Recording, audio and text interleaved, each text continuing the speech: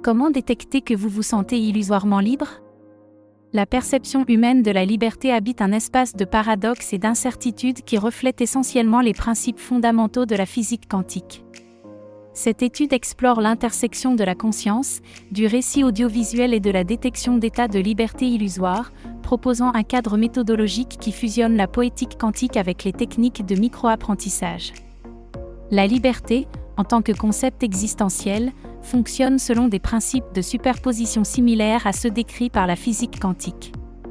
Tout comme une particule peut exister simultanément dans plusieurs états jusqu'à ce qu'elle soit observée, notre perception de la liberté s'effondre en récits spécifiques lorsqu'elle est examinée par la conscience.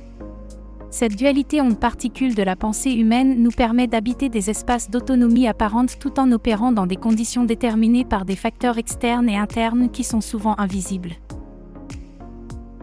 L'illusion de la liberté n'est pas seulement une perception erronée, mais un phénomène émerge de complexité consciente.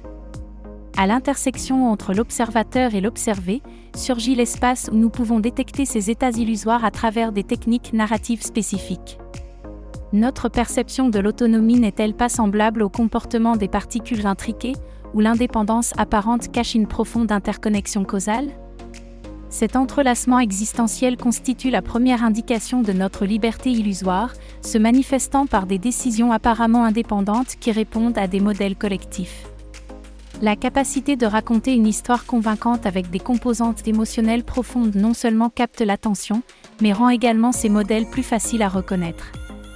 La structure narrative agit comme un interféromètre existentiel, révélant les interférences entre ce que nous percevons comme un libre choix et les modèles prédéterminés de notre comportement.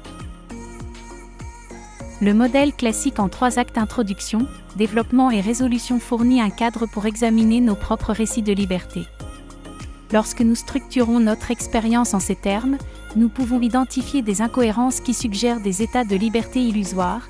La présentation du problème révèle des hypothèses incontestées, le développement du conflit expose des réponses conditionnées, la résolution montre des modèles récurrents plutôt que de véritables transformations. Cette structure narrative, appliquée à l'auto-examen, nous permet de distinguer entre la liberté créatrice authentique et le comportement conditionné déguisé en choix. Une particule quantique peut-elle savoir qu'elle est déterminée par la fonction d'onde qui la décrit ? De même, pouvons-nous reconnaître les limites de notre liberté tout en agissant à l'intérieur de celle-ci ? La brièveté de ces formats nécessite une distillation des concepts qui permet paradoxalement une exploration plus profonde de la complexité existentielle.